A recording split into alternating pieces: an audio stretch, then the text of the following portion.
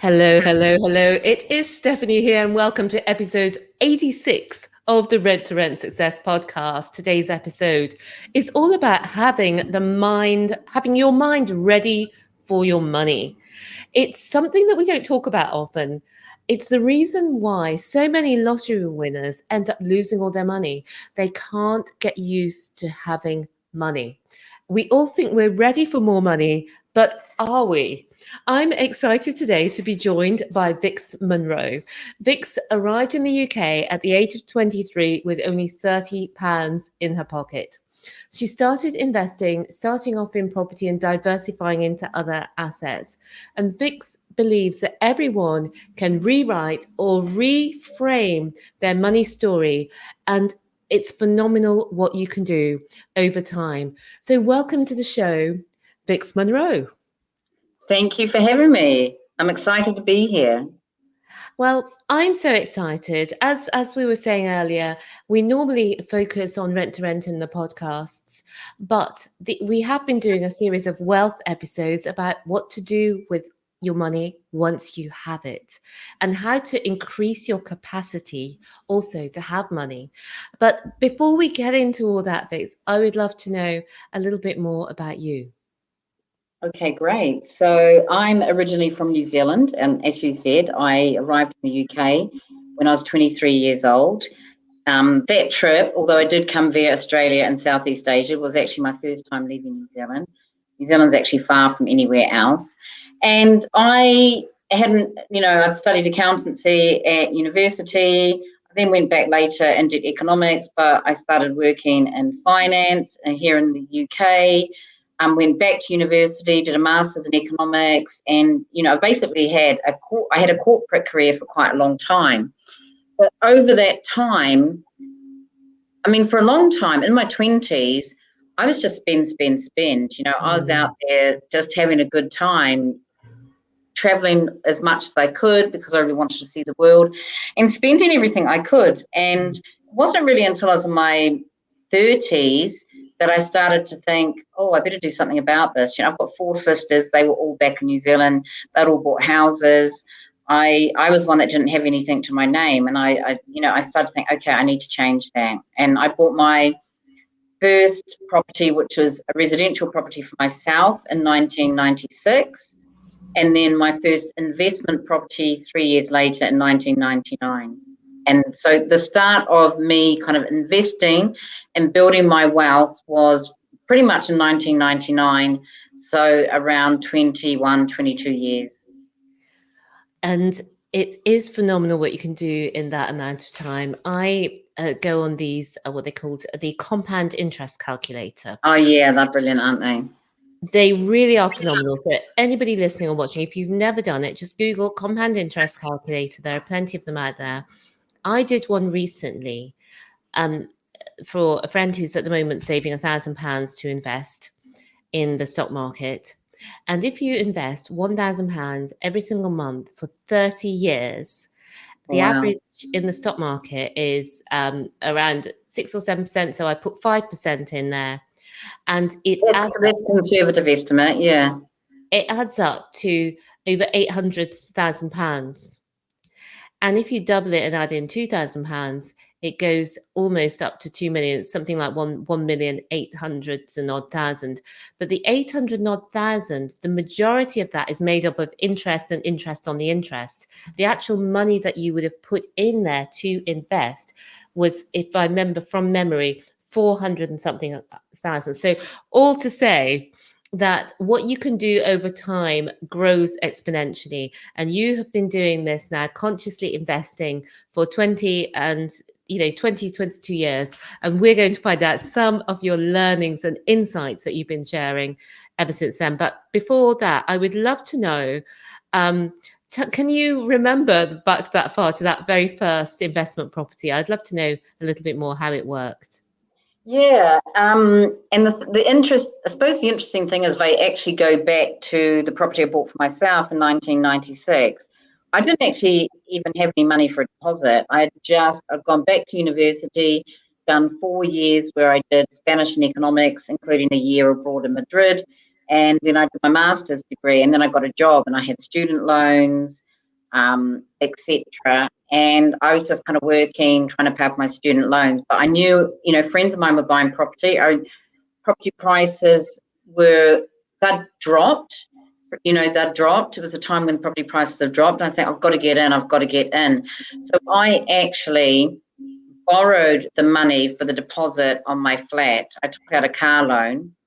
I didn't buy a car. Don't tell the bank that. Hopefully they're not listening. And that was the only way I could get a deposit for a flat. So it was a bit of a risk because then I had an additional debt. So I managed to buy my first rental property. And then, of course, I had my mortgage. I bought a 2-bedroom flat in Hackney in London.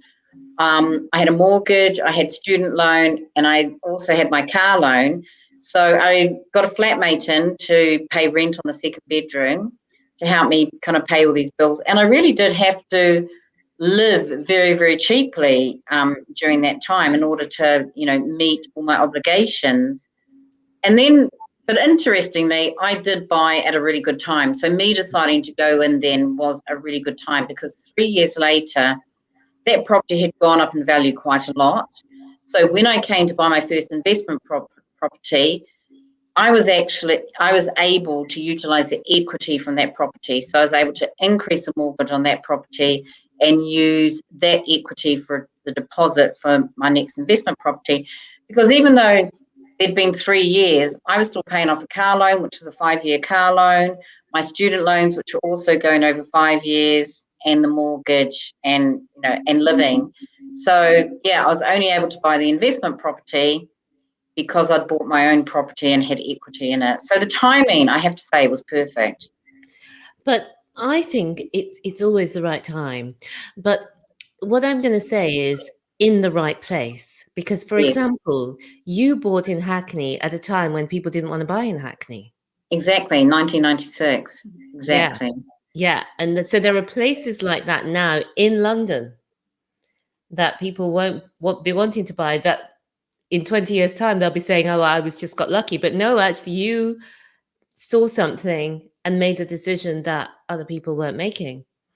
Absolutely, actually. And I remember at the time I was talking to someone who was my physio. I'd gone to physio and she was a bit older than me, but she had said that I think in the 70s she was a student in Kensington and that in those days no one wanted to buy in Kensington. And, in 1996 when I was buying my flat in Hackney, already Kensington was, really upmarket. So I was like, wow, no one wanted to buy in Kensington in the 70s.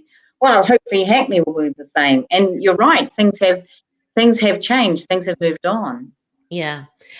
So that's the thing I want to highlight is that at the time it never, you never know if it'll be right. You were really stretched. You'd stretched yourself to put that foot onto the ladder. You'd been not innovative, but you thought you'd found a way. Can I ask how much was the deposit you needed to buy a flat in Hackney back in 1996? Well, the deposit, my flat was 59,950, so effectively £60,000. Can you believe it? I've since sold that one. I don't know what it'd be worth now. And the deposit I needed, these are the days, 5% deposit, so it was 3,000. But then I need money for the legal fees, for furniture. Yeah. So the car loan I took out was for £5,000, so that I knew I could get the flat, pay the legal fees, there's no stamp duty, and move in and be able to buy a bit of furniture as well. Yeah, I love that. And something, people will be listening thinking, oh, well, you can't do that now. But even some parts of London, you can buy a flat for £200,000, for example. But it's just spotting and being willing to do things, perhaps, to put yourself in a better position 5 years on. And then from there, you refinanced. How did you know about, that sort of option? Because everyone talks now about property investing and buy to let, but back when you were doing it, it wasn't as well known. So how it wasn't common. Yeah, it wasn't common. I suppose I just ended up and kind of had a friendship circle where a few of us were doing that. So we were all doing it kind of at that same time. Mm-hmm. And in particular, I had one friend who now has a large property portfolio, very large property portfolio, and she decided that property was the way. I mean, very ahead of her time. And I was like, oh, yes. And, I even her and I also bought some properties together in a limited company, even way back then. So we were kind of some of the first ones doing it. And there weren't the programs. I mean, this day and age, you can go along to a course for a weekend and find out everything you need to know. And then we just kind of stumbled along and figured it out. Yes. Okay. Great. So you then got started with another property in 1999. So fast forward us and tell us a little bit about where you went from there in terms of property, and then we'll come on. Yeah, so I bought quite a few properties actually, because that was my real focus at the time, was just, taking, it was a time of quite rapid increasing property prices from around 96, onwards really. Because I know I bought another one in 2000 and then one in 2001.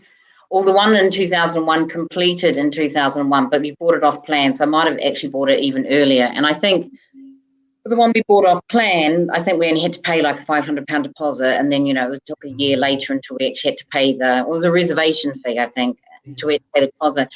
But if I was buying property invest now, I wouldn't be looking at these. It wasn't a new build; it was a conversion of an office block to residential. But that's not the kind of property I'd be looking at now. I suppose you learn things along the way, because often they've kind of got a premium already priced in. And when you're looking now, you're looking to how you can buy value. And it's interesting because, I had a corporate job at the time, and as part of having a corporate job, we had a pension, and the company had a financial advisor that would come and talk to you about your pension, and the financial advisor was recommending to me that I put more money into my pension. I paid the minimum I needed to pay in order to get the benefits I wanted from the company, but no more. And he was suggesting I put in additional voluntary contributions, and I was saying no, all my money's going into property. And he kind of said, oh, that's really risky, which is interesting. So luckily I didn't listen to him, and I kept going, because, compared to the late 20 years later, those properties have gone up a huge amount. And, when I look at my net worth, probably a third of my net worth is in equity and property now. But I think after a while I started to do a lot more reading. Oh, by the way, just before I started, I'm not sure the exact year, but it might have been 1996 that Rich Dad Poor Dad came out. Or was it earlier? I can't remember. But basically, Rich Dad Poor Dad, I'm pretty sure I read it before I got started. So that was one of the first books that was really influential to me then. Even now, Rich Dad Poor Dad is still a book that people read. And I think over time I decided that I'd put all my eggs in one basket, everything. I was putting all my money in property, and I wasn't very diversified. And when I look back, there had been crashes in the past, and big crashes, and obviously, always recovered. But I just wanted to de-risk my investment portfolio a little. So I started investing in other assets as well. And that's when I started to learn a lot more about investing. So even though I had a background in economics, accountancy, pricing, so in the right areas, it's not investment, it's not about growing wealth. So I had to kind of learn it myself. And so from reading other books, like I read Rich Dad Poor Dad, that got me into property, I started reading other books about wealth and growing wealth. And so I started investing in equities, so in stocks and shares, and in precious metals like gold and silver, and more lately platinum. And in the last 4 years as well, I started in 2017, I started investing in cryptocurrencies as well. So my investment portfolio is a lot more diversified now than what it used to be. And now I'm much more up with, how to use, because, when you're an entrepreneur and you've got your own company, you can, pay money from your limited company into your pension that can reduce your corporation tax. So now I'm much more aware of, how these things work. So I feel like I've got a good balance now. I have, my portfolio is quite well diversified. For a long time, it was still what I'd call overweight in property, because, I'd got into property quite early, I think. But it's not something I wanted to sell to balance it, because there's a lot of costs. There's a lot of transaction costs in buying and selling property, particularly now. So I'm like, okay, well, I'll just have a portfolio that's slightly overweight in property. If I was starting now, I wouldn't do that. But well, that was a few years ago, but obviously my crypto has increased hugely as well. So now I'm thinking about de-risking a little and starting to look at investment property again. Mm.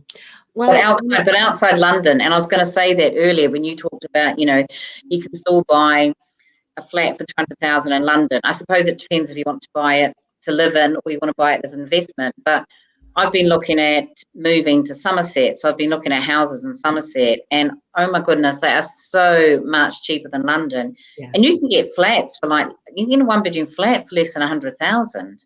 Yeah. You can even get a 2-bedroom. You can buy a little 2-bedroom house for like 200,000. That's actually nice and done up and got a nice garden. It's amazing. Do it. Move to Somerset. I'm always trying to get people to leave London, not because there's anything wrong with it, but just because there's so much choice outside of London. Absolutely. And a lot of people won't leave. My sister lived in London for many years. That's why I hoped she would leave. She has left now to come to Newport of all places. But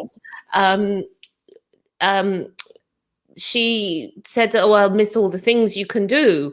But the irony is that when you're in London, you don't have energy to do all the things you can do because you're worn out by the commuting, because she was working at that stage. Exactly. It's like, you either have to, particularly if you work in the city or in central London, you either have to go out from work straight from work, like work late or go for dinner and then drinks. If you go home, I mean, it would take me an hour each way, really, almost an hour each way, not quite, maybe 50 minutes. You can't go home and get changed and then go back out again in central London, because that's 2 hours you've just wasted. Yeah. So, and I think now there's lots more happening in the areas as well. Yeah, there's so much out there, and I really encourage people to look, especially if you're living in London, you feel that you can't buy in anywhere you want to live. There will be areas right near you, even just outside London, or even inside London, but beyond where you're looking at the moment, that may be perfect for you, even to live or for an investment property. But yeah, so I'm looking at buying a house to live in, but one of the things I've talked about with my partner is, once we've found that, and I must say it's very difficult at the moment because there's a lot of buyers for each property. yes. But once we get there, the plan is actually to do some investing in a property in the Somerset region, because then it's close, it's easy to manage. Yeah. And it's so cheap to buy. Exactly. It's very much like the area that we're in Newport in Wales. But before we go on to Money Badassery, which I just think is a phenomenally good name, I really know that a lot of people are very interested in cryptocurrencies, and including my sister, who's made quite a substantial investment. And I wonder, you've been investing what seems like a long time, because 4 years, yeah. And so I wonder if you have any insights, hints, tips, or what's your experience been, and where would you advise people to start if they're looking to get started with crypto? Yeah, well, so crypto's Bitcoin's the crypto that's been around the longest. It's been around since 2009, so it's been around for 12 years now. And it's the monster in the space, and anything other that's not Bitcoin is called an altcoin, so an alternative coin. So even if Ethereum is an altcoin, when I got in 2017, it was during a time of quite rapid increasing prices. I'd heard of Bitcoin before, couldn't quite fathom what it did. But I have to say, I just heard of it and thought, I don't really understand how that works. But I didn't make any effort to go out and find out about it prior to that. And in 2017, it started to go up in price, and it was in the media a lot. So I decided, right, I'm going to figure out this Bitcoin. Why is everyone so interested in it? So I bought some books that were about Bitcoin. I went on to YouTube and started reading a lot more about it. And I suddenly thought, wow, this is really interesting. I love the way that it worked, because it's kind of pure maths. It's kind of pure mathematical money. It's really like the Bitcoin protocol is really strict. And one of the things I don't like about the money we have today, which we call fiat currencies, so it's the pound or the dollar, monies that are guaranteed by the government rather than having value themselves, is that governments keep printing more of them. I mean, during the COVID pandemic, here in the UK, the government's printed lots of money. In the US, the government's printed lots of money. And that puts inflationary pressure on, goods and services in the economy. And Bitcoin is seen as a hedge against inflation, because one of the things about Bitcoin, and I'm talking about Bitcoin because it's the first one and it's a monster in the space, there can only ever be 21 million Bitcoin. It's written into the Bitcoin protocol. It's mathematically coded. There can never be more. Someone can't come along and say, oh, let's print new Bitcoin. Now, I think so I love that, and it gives it a scarcity element, and it also means it's a hedge against, or kind of should protect you against inflation. Mm-hmm. I think the thing about Bitcoin, it's hugely volatile still. I mean, it's very up and very down. It's about a month ago, it was a bit of a bloodbath in Bitcoin, and it just had huge drops in one day, and that was when China was talking about banning Bitcoin, and Elon Musk was saying some negative things about Bitcoin, and it dropped a lot. But despite that, I personally think it has huge potential. In fact, I personally believe, and this is a personal belief, and anyone should do their own due diligence, their own research, I believe it's potentially, so I've added that word potentially in there, the biggest opportunity of our lifetime. I think it's such a paradigm shift from the money we have today, the way it works, because it's outside government control and it's outside central bank control. And Robert Kiyosaki, who wrote Rich Dad, Poor Dad, which we've already talked about, he wrote another book, and I think it's called Fake. I read it last year, and it talks about gold and Bitcoin, and he refers to gold as God's money, and he refers to Bitcoin as the people's money.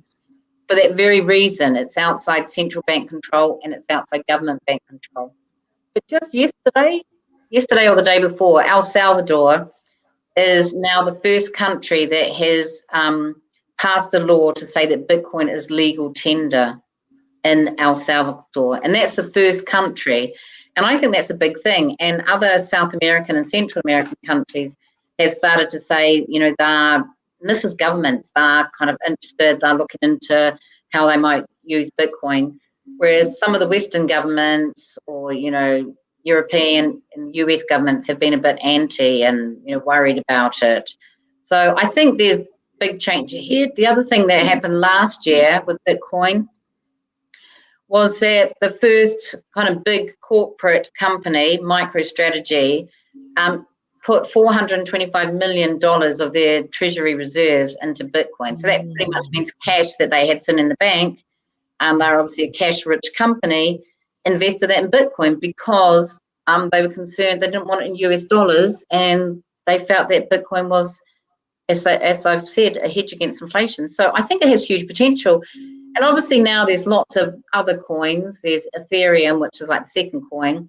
But there's like over 4,000 other coins, and a lot of them are going to fail, and some of them will do very well, and it's hard to know which ones will and which ones won't. So whatever you do, do your due diligence. I invest in maybe 15, 16, maybe other coins, and plus Bitcoin plus Ethereum.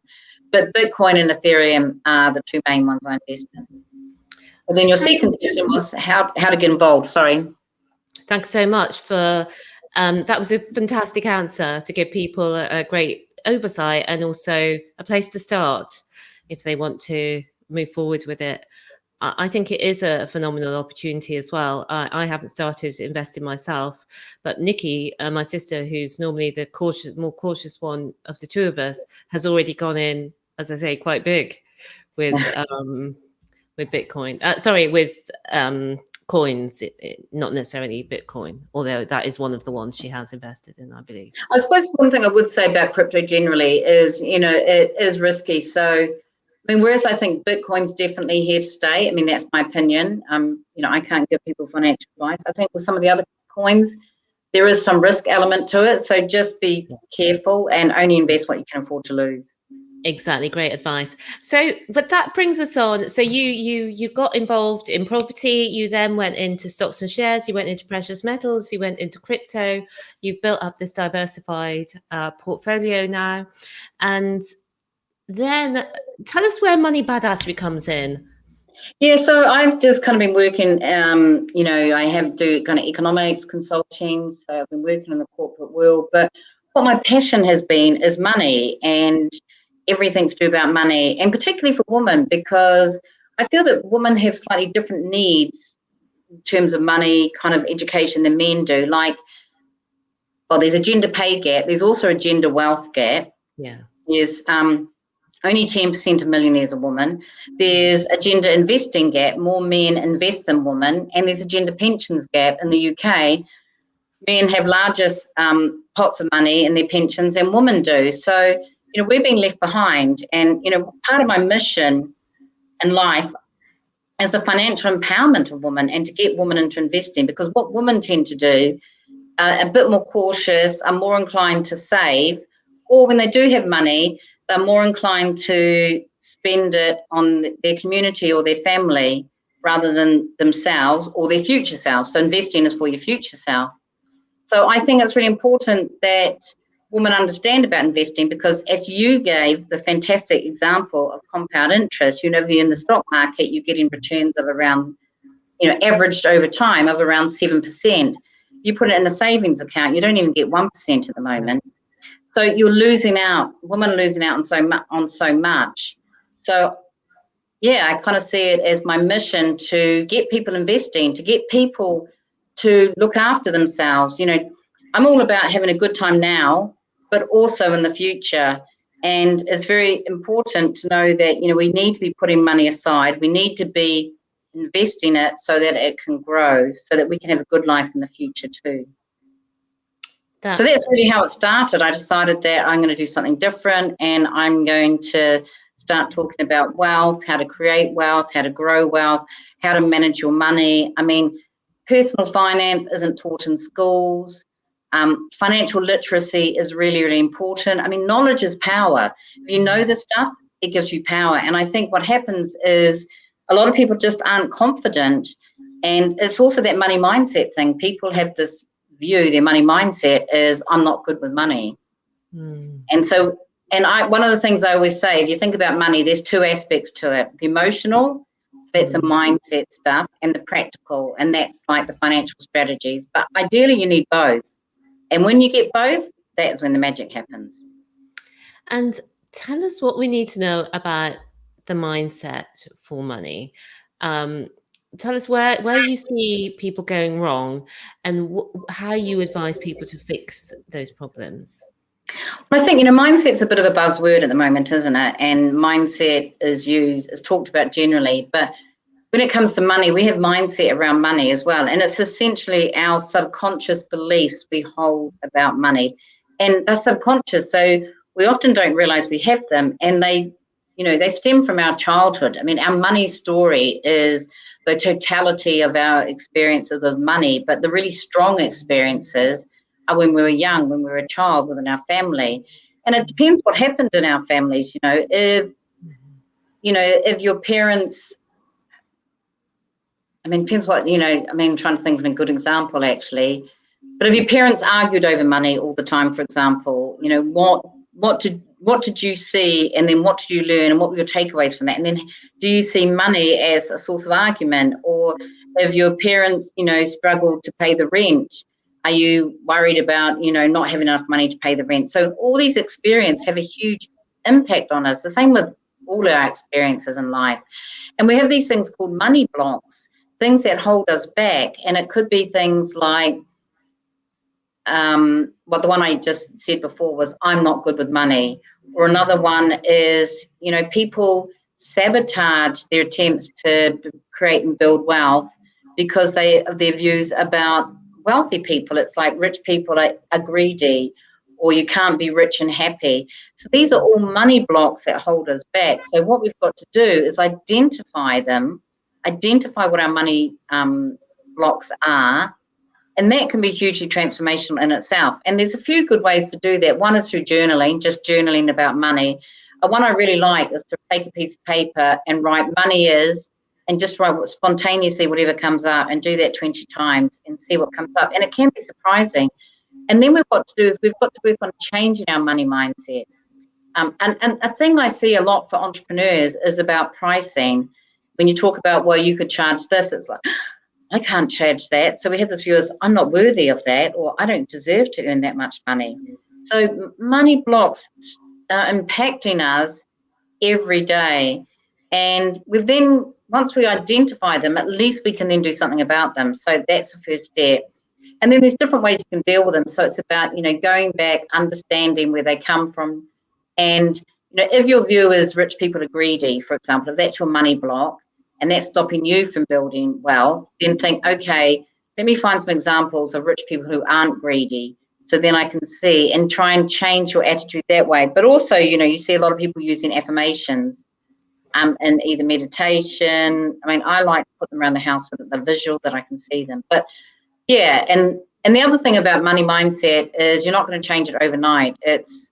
It's a long, it's almost it's a lifetime work, really. You just continue to chip away at it. You think you've got through this money block, then it comes up again in a different form, but it essentially comes back to the same thing. So it's something that you've got to continually chip away at, but it does improve, and you feel more worthy and more deserving to increase your prices, and you don't see rich people as being evil or greedy anymore. So yeah. And so that's the emotional side of it, because money has lots of emotions associated with it, whether it's anxiety or shame or guilt. You might be guilty because you've got more money than your friends, or shame because you can't afford to go out with them, because you can't afford that meal in that restaurant they want to go to. And it would be great, maybe I'll put you on the spot here, but if there's an example you could give from somebody you've worked with about how working with you has really helped them overcome a money mindset and move to, improve their situation. Does anybody spring to mind? Well, rather than using a specific case, I'd say that something I see a lot is about pricing, about if I talk about, let's look at your pricing, can you increase your pricing, and suggest putting it up, I often get a kind of reaction, and it's like, okay, why don't you feel you can put your pricing up? What are your competitors doing? What are your competitors doing? But also going back to, where does the stem from? Why don't you feel deserving of earning that much money? And often it's, things you've been told in the past, no one should earn that much money, or that's too expensive, and things like that. I see that a lot, particularly with women entrepreneurs. Yes, yeah, absolutely. And we know you have, and I've got it there on the screen for those watching, but for listeners, you can go to moneybadassery.com, moneybadassary.com. So tell us a bit more about what we're going to get there, Vix. How can Okay, so so I write not a weekly blog, but I do write. I've done a bit more recently, which I need to post. Trying to write blog articles. I also have a Facebook page called Money Badassery, where I write content on my LinkedIn as well. I just generally write about money, but I also offer coaching, money, financial, wealth coaching, one-to-one, and I'm about to introduce some group programs as well. So pretty much it's all things money. And I've got a book. I started writing a book, got the first draft. It's going to be out later this year. It's just a matter of finding some time to sit down and edit it. Oh, is that going to be called Money Badassery? No, I haven't got the title yet. Oh, right. I just think that's such a such a great name, but hopefully it'll be something along those lines. Yeah. A badass, a money badass, because we need, as you said, more women to be money badasses. Exactly. And have you, maybe there's a question that I haven't asked, or something that you would have loved to have shared with viewers and listeners today. So is there anything, Vix, that you would like to... The thing I'd like to say is that a lot of people have this fear around money and think it's really complicated, and it's definitely not rocket science.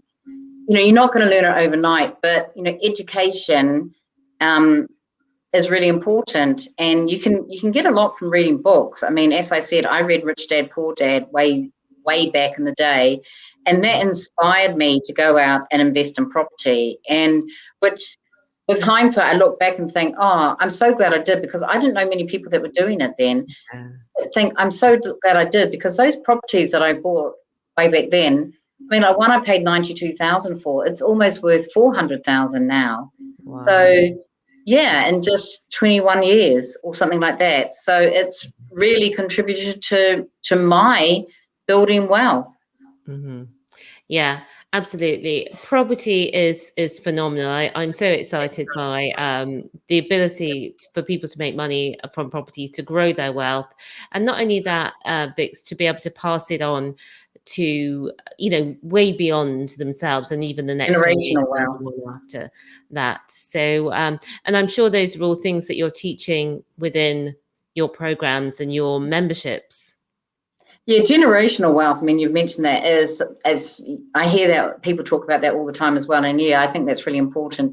But it needs to be, I always rephrase it as sustainable generational wealth, because one of the things you find is that sometimes people, if they haven't been taught the skills of how to manage the money, I can't remember what the statistics are, but it's something like 90% of that money that's inherited is used up is gone within 2 generations. So Yeah. it's not just about having the wealth to pass down; it's actually passing down the skills of how to manage that money as well is also important. Very important. And also having the roof in place, such as the trusts, because when you pass on wealth in a Yeah. trust, for example, it's safeguarded to pass beyond, the 2 generations, for example. Exactly. There's things you need to do as well when you've got generational wealth that you need to pass down, through the generations. So there's so much talk about generational wealth at the moment. Yeah. And is that something that you cover within the programs that you do? Well, I've mainly covered it in one-to-ones at the moment. So if Mhm. people, I mean, most people who are building wealth, if they've got children, want to be able to hand some of that down. So it's starting to put things in place for that to happen. But often initially, most of my clients are at the stage of trying to keep and grow their wealth, but with a view to be able to hand it down in the future. So not at that stage yet of making plans for how to Yeah. do that. Yeah. We're at the let's start, let's focus on building it. Yeah, absolutely. Well, thank you so much for coming on and joining us today. I've really enjoyed learning about everything that you've got going on. And I certainly will be joining in the community as well, because I think it's so important to share that information, to ask the questions, to be amongst people who are on the same path. So thank you, Vix, for joining us. And thank you for watching and for listening. I look forward to seeing you all again next week. So in the meantime, have an amazing week. And remember, believe bigger, be bolder, be a game changer. See you next week. Bye for now. Thanks.